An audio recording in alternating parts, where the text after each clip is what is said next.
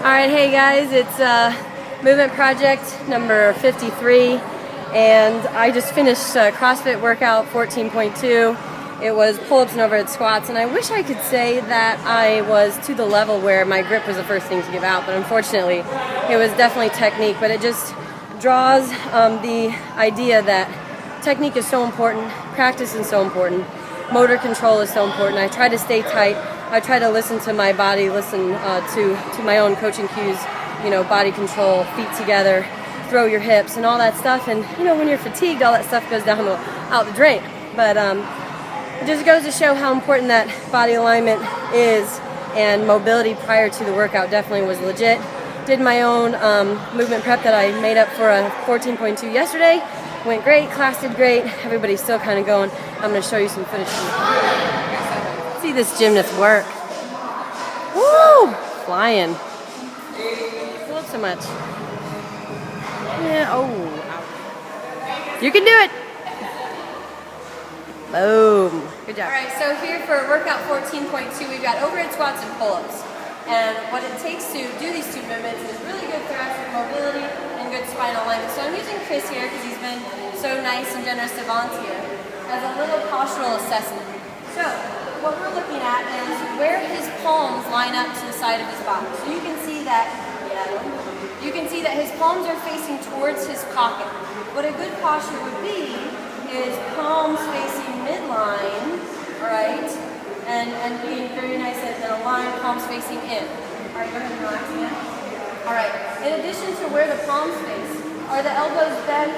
Are they loose? Are they dangling? Do they look like they're able to completely extend? And then, where's the shoulder and where's the neck?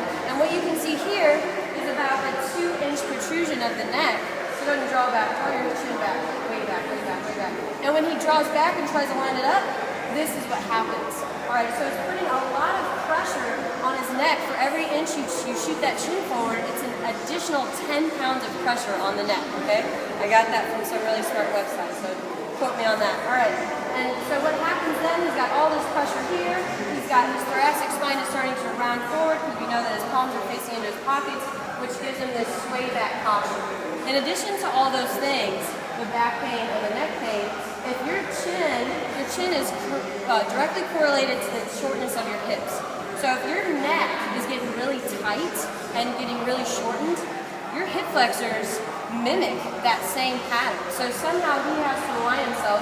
So what he does is he tilts his pelvis forward, he gets that little anterior tilt, and then that shuts his glutes down and the hip flexors become shortened, which makes it really hard to do an overhead squat, as you saw in that video. Alright, go ahead and click that button. No. Alright, what we're going to get Chris into first is some thoracic extension. Hips on the ground. He's going to put his hands in his overhead squat width, and then he's going to start to fall back. So I want to see how much extension he can get from that back. Ideally, he can touch this dowel to the ground. Alright, you can see that he's not quite getting there. He's a little bit asymmetrical right to left. Let's go ahead and come up.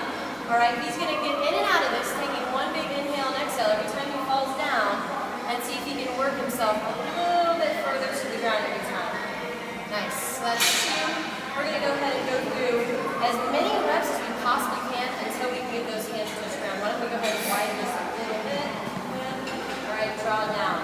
Alright, and if he can start to touch the ground in this hand position, then we'll work his hands inward as he actually is able to reach towards the ground. So if we find improvement or we see improvement, then we start to make it a little bit tougher. Alright, go ahead and click it again. Ready? Okay.